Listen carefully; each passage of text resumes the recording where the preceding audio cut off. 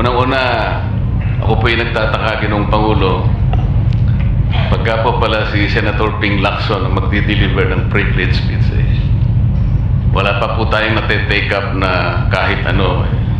Siya pala ay masyadong special dito sa chamber natin. Kasi po, pagka kami, lalong-lalo na ako, minsan patatapusin na lahat muna. Aabot po ng halos alas 7 hanggang alas 8 ng gabi.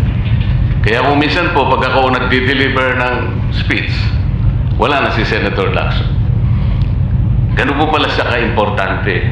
Majority Leader, I think you should answer that particular Yes, Mr. President, statement.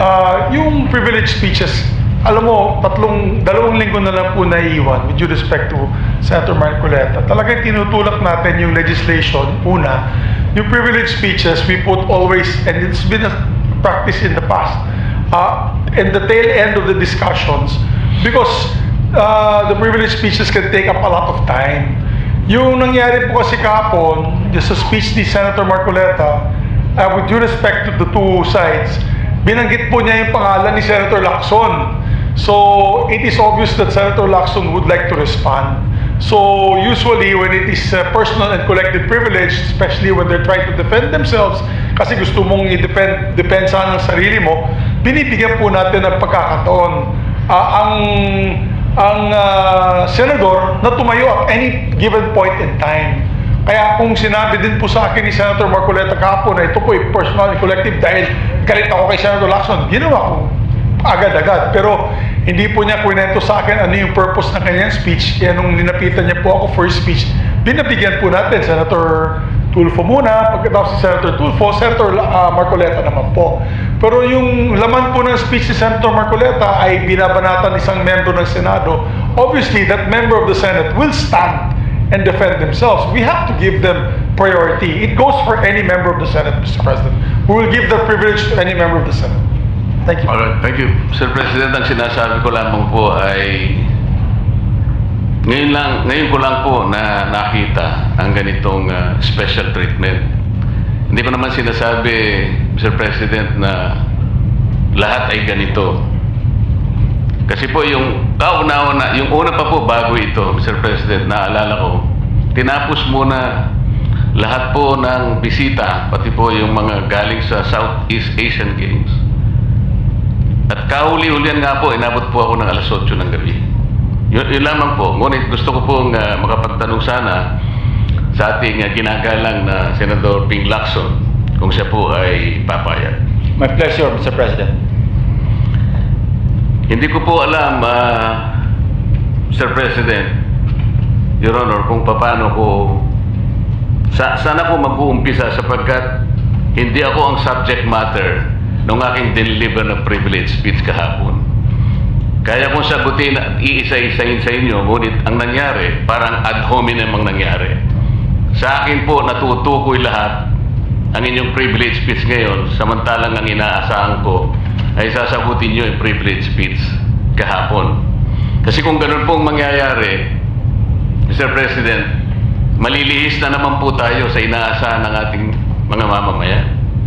Dito lilitaw ngayon ang nauna pong mga patakarang nakita ko, sapagkat kailanman hindi natin makakalimutan at huwag nating kalimutan na talaga pong nilimas po ang Kabangbayan. Yun po yung gusto nating pag-usapan dito.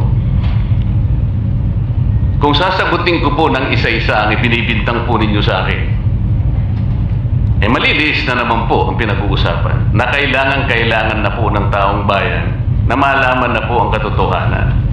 Sino po ang may pakana? Sino po ang mga mastermind sa nangyaring nakawan sa ating Kabangbayan? Ito po ay hindi pangkaraniwang pagnanakawan, Ginoong Pangulo.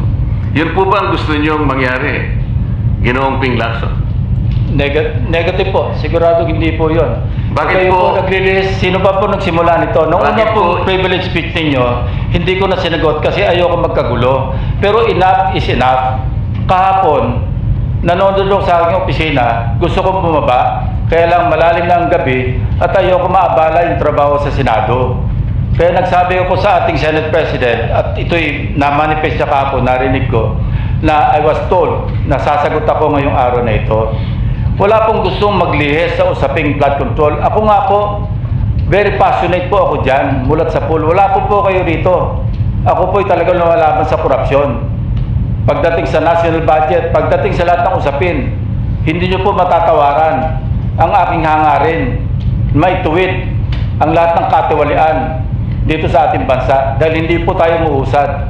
Pero enough is enough. Patuloy po kayo sa pag-atake sa akin. Balikan nyo po, res ipsa loquitur. Andiyan po lahat eh. Wala po ko inimbento. Salita nyo po lahat yan eh. Sabi nyo, iniinsulto ko kayo. Sagutin nyo po. Totoo po ba o hindi yung ating napanood sa mga video?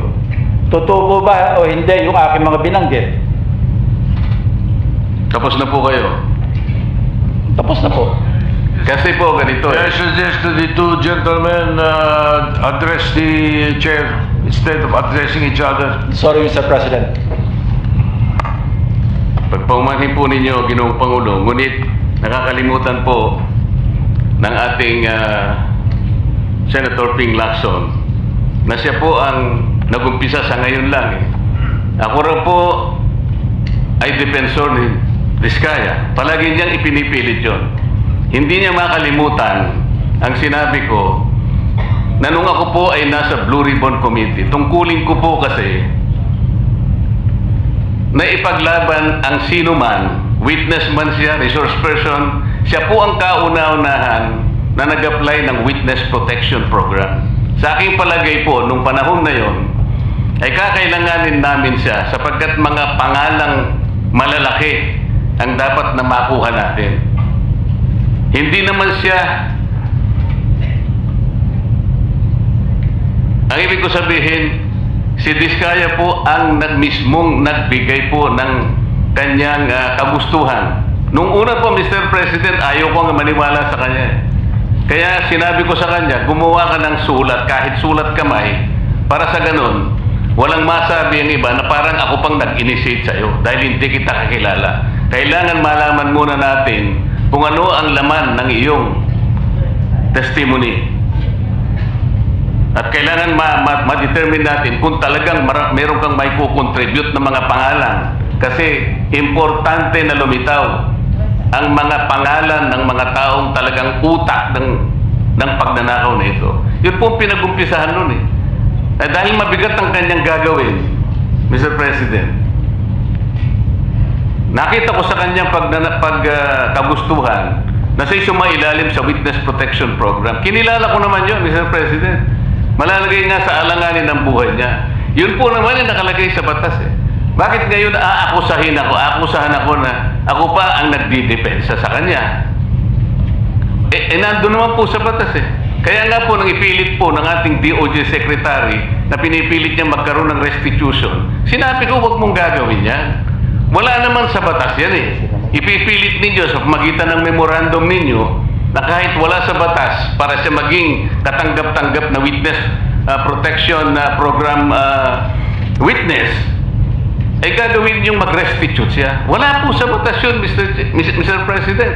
Yun po yung nilalaban ko. Kung napagkamalan niya na dinidepensahan ko, hindi po pwede yung ganon, Mr. President.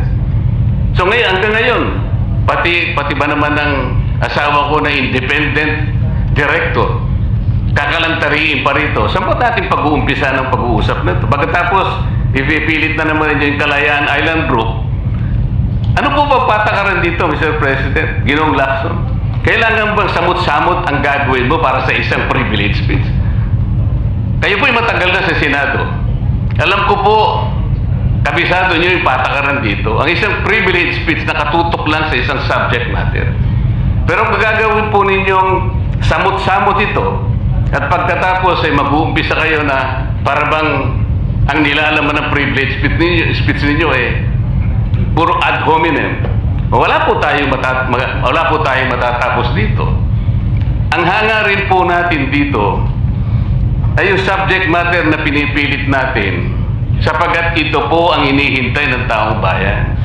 Kung sasagutin ko po ng isa-isa at ang iba po'y sinagot ko na, ay lalayo po tayo. Ang aking pong tinatanong sa aking privilege speech kahapon, ay bakit parang hindi ninyo pinagbigyan ang ibang mga tao na napakarami nilang dapat sabihin para sa ganun malaman natin ang katotohanan. Kayo po ang nagsabi, Senator Lacson, Mr. President, napupuntahan natin lahat ng lugar na kung saan ang ebidensya.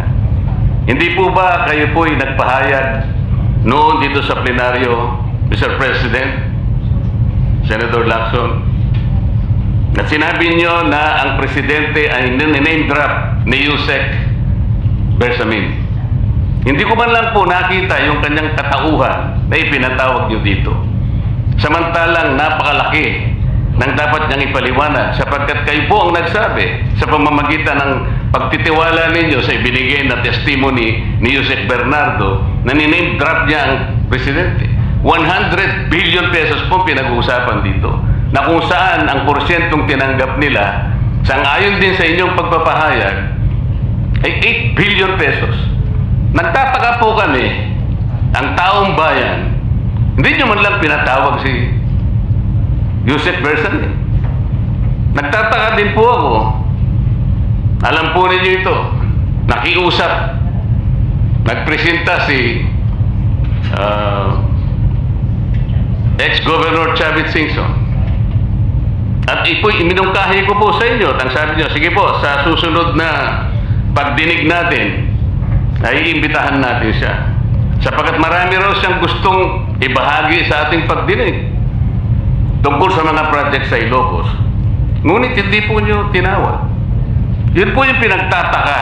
Ito po yung gusto ko sanang sagutin ninyo. Sa akin po, wala nang kwenta kahit na ako'y patutsadahan ninyo na ganito ako, ganito kami, ganyan. Hindi na po mahalaga sa akin yun eh. Ang mahalaga po, Mr. President, ang taong bayan ngayon na naghihintay ng kasagutan sa maraming katanungan nila kung magagawa pa natin na buklatin lahat ang dapat buklatin. Kilalanin kung sino dapat kilalanin. Ang gusto ko pa po sana, Mr. President, sana sagutin po ninyo, Senator Lacson. May I respond, Mr. President? May I respond, Mr. President? Yes, please, go ahead. Mr. President, Your Honor, have you read the partial committee report? Ganito po ang nangyari, Mr. No, have you President. read the partial committee report? That is my question, Mr. President. Binasa ko po, ngunit hindi ko po magawan ng paraan kung paano ko po itatrato. Kasi kahit na po ganun ang nangyari, tiningnan ko po eh. Kaya lang, sabi ko sa mga staff ko, nung mag-meeting kami, bakit ka ako wala man lang pirma ito? Ito po'y taliwas po sa inyong ipinahayag kahapon. Sinabi nyo rito, If I may be natanggap allowed, ko. Mr. President. Patapusin niyo muna ako para may paliwanag ko kung bakit hindi man lang ako sumagot sa inyo dito sa ibinigay niyong material na ito. Kasi sinabi po ninyo, for one, I have it on record that his office already received a copy of the BRC Parcel Committee report as early as February 11, both hard and soft copies, but he has not signed it, even with I dissent remark. It follows that as chairman, I was first to sign before routing the same contrary to his claim that I did not. Kahapon lang po namin nakita ito, Mr. President. Pero hawak ko po dito yung ipinrint naming kopya na nakuha lang namin sa isang link sa PDF document. Kami lang po nag-print nun. Wala pong pirma. Mr. President, we assume that it came from the office of Senator Lacson or probably from the Blue Ribbon Committee. I would not assume otherwise. So sabi ko, kung walang pirma ito, wala man lang covering letter, ano bang gagawin namin dito? Gagawin ba nating banderitas ito? Ganun po ba yung pagbibigay ng isang importanteng dokumento? Kung inaakala po yung importante ito, eh bakit wala naman pong pirma man lang?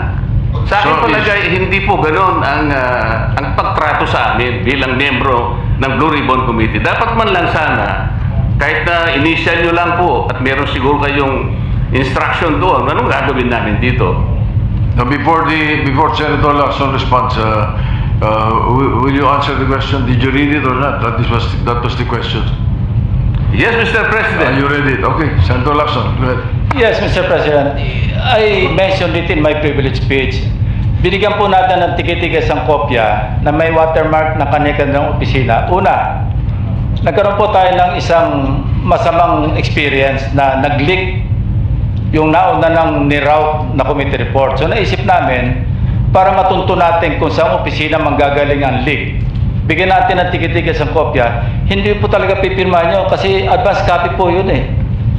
Nasabihan po namin ang kanilang mga staff na kapag ready na sila na pumirma at nabasa nila, hudyatan nila kami, ipapadala namin yung physical or yung hard copy. Nandun po yung signature page, nakapirma po ako doon.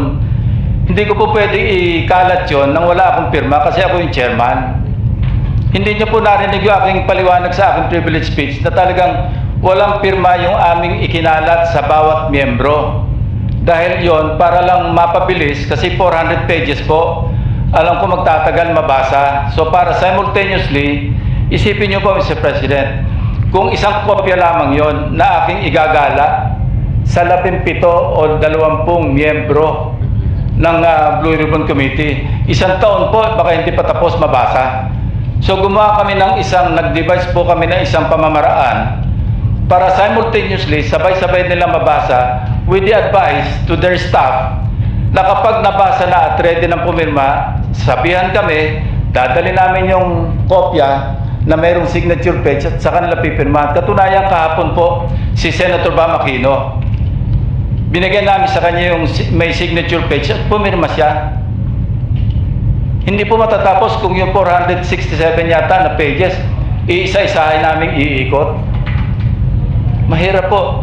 Gumawa na nga kami ng paraan para matakil na sa floor, ma-defend ko, at makapag forward tayo na tulad ng binanggit ko sa aking privilege speech, simula na tayo uli ng mga panibagong pagdinig. Ngayon, sinabi po ni Senator Marcoleta na bakit hindi inimbitahan si Undersecretary Bersamin. Kaya ko po tinanong, kung nabasa niya na yung report, kung meron po siya may pakita sa akin doon sa committee report o doon sa TSN, doon sa minutes ng pagdinig na nabanggit ang pangalan ni Undersecretary Bersamin. Bukas na bukas din po o bigyan natin 3-day notice rule. Tatawag po ako ng pagdinig, ipapatawag natin na kung saan si Undersecretary Bernardo gumawa ng personal na sulat kay Pangulong Bongbong Marcos. At sinasabi niya doon na ito yung mga personalidad na alam niya, na naalala niya na merong allocable at kung ano pa. Wala po sa Blue Ribbon Committee minutes yun. Sa labas po yan sa plenaryo, sa DPCC, sa National Budget Deliberation. So kung may papakita po sa akin ng ating kasamahan, Senator Marcoleta, na mayroong isang mention sa affidavit o sa salaysay ni Undersecretary Bernardo na binanggit si Undersecretary Bersamin, di tumawag po tayo ng pagdinig at mag-motion siya na ipatawag kung sino man ang gusto niya ipatawag. Ngayon, si Governor Chavit Singson, wala naman po paliwanag. Ano po yung ite-testify? Konektado po ba sa issue at hand, which is the flood control projects? Kung konektado po, sana sumulat po siya sa chairman at sinabi niya, ito yung lalamanin ng ite-testify o ito yung naka-attach yung draft affidavit ni Governor Chavit Singson. Sino na ako para tumanggi na ipatawag kung sino man yung resource person? Nagpadala nga siya ng surprise witness, siya lang nakakaalam eh. Hindi ko po inawat eh. Mr. President. No, sandali po, hindi pa ako tapos. At nung hinanap kong pilit, pinagtanong ko yung mga addresses, lahat ng mga kakilala ni Gutesa. At inalam po namin sa pamamagitan ng CCTV footage, baka naman merong sumalubong o merong kasama na pwede natin matunton kung nasaan si Gutesa. Ganun po kasi ang aking pagnanais na talagang get to the bottom of this issue. Pero bigla po nawala eh. Ano po magagawa ko? Mr. President, wala nga pong nakasulat dun sa transcript tungkol nga po dun sa binanggit niya sa plenary na pangalang Adrian Bersamin. Paano nga pong mababanggit doon, Mr. President? Hindi nga niya pinatawag eh. Samantalang dapat niyang ipatawag, siya mismo ang nag-highlight.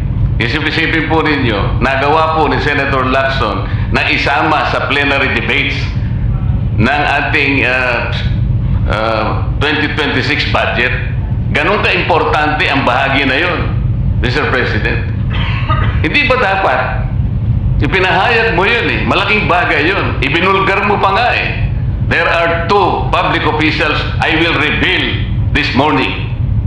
Ganun lang. Ba't hindi mo pinatawag? Kung pinatawag mo yun, malinaw na malinaw, nalagay sana sa transcript.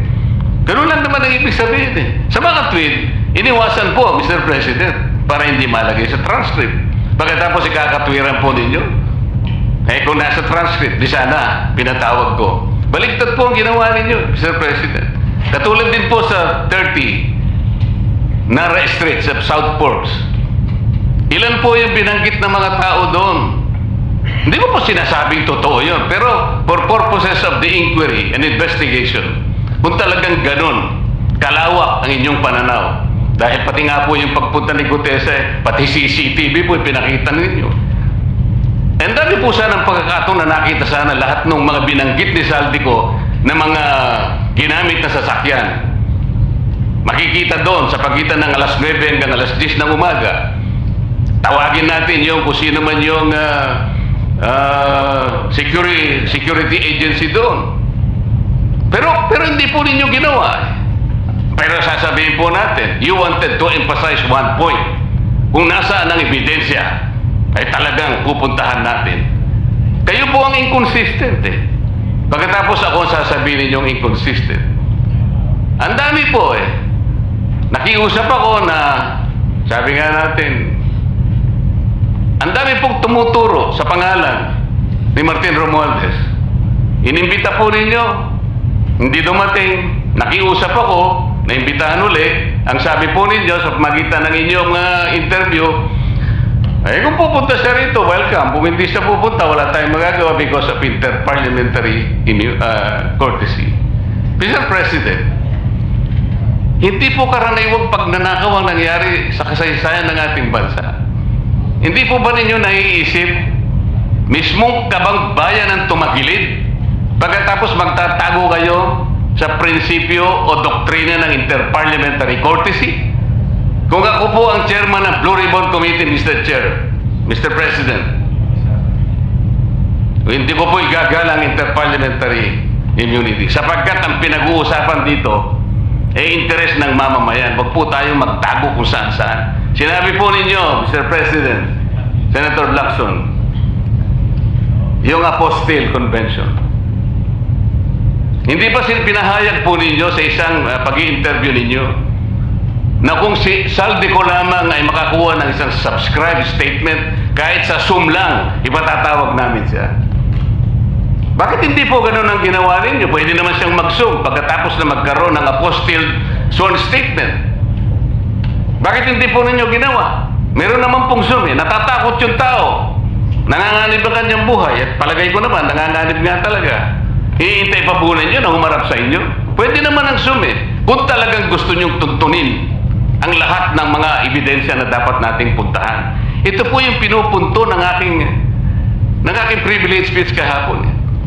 Hindi ko nga po alam na kapag ako po ang magdi-deliver ng privilege speech, Mr. President, palagi po kayong nawawala. Kasi nga, nasa bandang huli na po ako eh.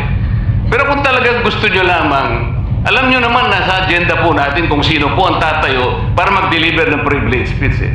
Ayaw pong isipin na sinasadya ninyo. Ngunit narinig naman po ninyo eh. Mr. President, pagkatapos isasama yung Kalayaan Island Group, ano po ba talaga pinag-uusapan natin dito? Yung kapakanan ng bayan, pinipilit po nyong pinagtatanggol ko ang China. Sa March 12 po, Mr. President, Senator Lacson, sana po may panahon kayo sapagkat ipinatawag ko sa magitan ng isang resolution at ito po ay alam na ni Senator Erwin. Pinatawag ko po ang NAMRIA, pinatawag ko po ang Philippine Coast Guard, Philippine Navy, ang DFA, pinatawag ko rin po si Justice Carpio at saka yung professor sa UP. At kung sino man po ang interesado, that once and for all, malaman po natin dito kung sino ang sinungaling, kung sino ang makatsina, kung sino ang naggagaling-galingan at nagpapanggap na expert in international law. Sana po, Senator Lacson, nandun po kayo. Mr. President, may we hear from the chairman of the Foreign Relations Committee because his name was mentioned. May I just confirm if indeed he will call for a hearing and invite those people mentioned, Mr. President? With due respect. Well, as requested, if you would like to respond, Senator Erwin Tulfo. Thank you, Mr. Chair. This morning, I have received a letter from the Department of Foreign Affairs citing that they cannot attend, including NAMRIA, Mr. Chair, and we have already written to the various chiefs of staff of the members of the Committee on Foreign Affairs. They cited, including NAMRIA, that they cannot attend because of the fact that it is a matter of national security, Mr. President. And I also have a copy that will be sent to your office, Mr. President. The reason given by NAMRIA, the Armed Forces of the Philippines, and the Department of Foreign Affairs, Mr. President. In other words, Mr. President, the gentleman from Pampanga and Tarlac is confirming something that is not confirmed. Mr. President, that is too much of a statement.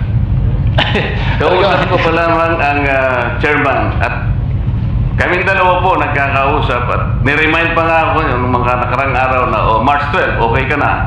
So, ang sabi ko sa kanya, ito po ang dapat nating maimbitahan. Bakit naman po nagkaroon ng issue sa national security ang pagdinig tungkol sa usapin sa West Philippine Sea? Mr. President? Ito na naman po ba ay patakaran para ilihis na naman? Hindi po pag-uusapan dito kung ano-ano mang klaseng teritoryo pag-uusapan dito. Ang pag-uusapan lang natin ay yung masigalot na pinalalaki nila at hindi nila maintindihan na walang kamatay ang West Philippine Sea. Nakalagay po kasi sa Administrative Order number 29 dated 2012, Mr. President. 14 na taon nang nakararaan, minanduhan mismo ang NAMRIA at ang DFA na mag-submit ng mapa at mga charts sa opisina ng United Nations General as UN Secretary General at i-notify ang lahat ng international organizations katulad ng IHO. Ano po bang ibig sabihin nun, Mr. President? Alam po ba ito ni Senator Lacson, yung Administrative Order number 29? This is something between the chairman of the Foreign Relations Committee and the gentleman from Tarlac and Pampanga, Mr. President. Hindi po, tinatanong ko po kayo. No, I don't know Administrative Order number 29. Oh, hindi po ninyo alam, sasabihin ko sa inyo. I don't Ulitin need to to. know, Mr. President. I'm not interested. Hindi po kayo interesado sa isang bagay na napaka-importante sa ating bansa? Hanggang ngayon, hindi ma-drawing ang West Philippine Sea. Hindi kayo interesado? Hindi po ako rin interesado sa sinasabi ninyo.